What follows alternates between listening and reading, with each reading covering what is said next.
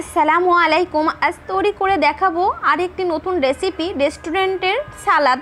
এই গোপন টিপস আজ আমি আপনাদের সাথে শেয়ার করব। যেভাবে রেস্টুরেন্টে এই সালাদ তৈরি করা হয় সেটা আজ আমি আপনাদের সাথে শেয়ার করব। তো চলুন তৈরি করতে যা যা লাগছে।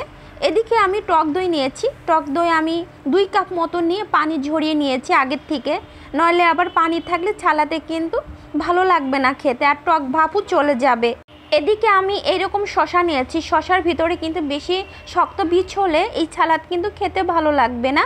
আর এইখানে আমি পাতাকপি নিয়েছি। পাতাকপির এই উপরে অংশটুকু নেব না, নিচের এই অংশটুকু নেব, এবং রেস্টুরেন্টে কিন্তু এই অংশটুকুই নেয়।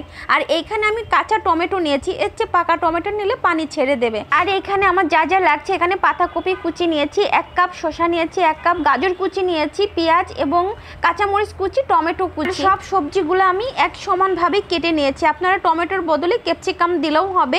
আর এদিকে একটি মিক্সিং বোলের মধ্যে আমি গরম পানি দেব, বেশি গরম না, কুসুম গরমের চেয়ে একটু হালকা হবে। এইবার আমি পাতাকপি কুচি দিয়ে এর ভিতরে ভিনেগার অ্যাড করে দিলাম। এবার 5-7 মিনিট মতো নেড়ে চেড়ে রেখে দেবো এই পানির মধ্যেই। আর এদিকে আমি একটি স্ট্যান্ডারের মধ্যে এই পাতাকপিগুলো আমি ছেঁকে নিচ্ছি পানি।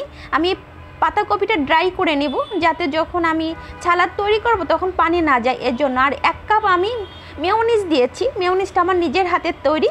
আর এখানে অ্যাড করে দেব 1/2 কাপ মতো টক দই, স্বাদ মতো লবণ অ্যাড করে দেব, আর 2 চা চামচ চিনি অ্যাড করে দিব, এবং গুঁড়া দুধ দেব 2 চা চামচ, আর গোলমরিচের গুঁড়া দেব 1 চা চামচ।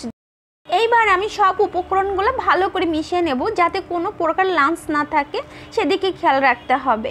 আর এদিকে সেই পাতাকপি কুচি আমি দিয়ে দেব 1 কাপ। আর এই 1 কাপ মেপে মেপেই কিন্তু এইভাবে দিতে হবে সবজিগুলা।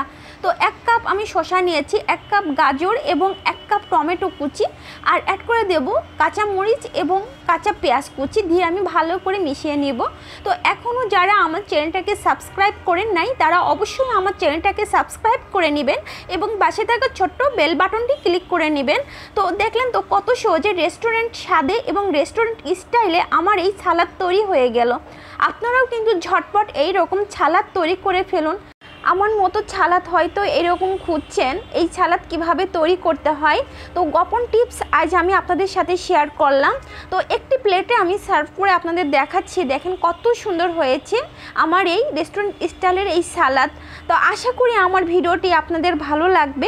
ভালো লাগলে অবশ্যই সবার সাথে শেয়ার করবেন এবং কমেন্ট বক্সে জানাবেন যে আজকের সালাদটা কেমন হলো রেস্টুরেন্ট স্টাইলের। আজ এ পর্যন্তই। আবারও কোনো নতুন নতুন ভিডিও নিয়ে আপনাদের মাঝে আমি হাজির হব। আল্লাহ হাফেজ। আসসালামু আলাইকুম।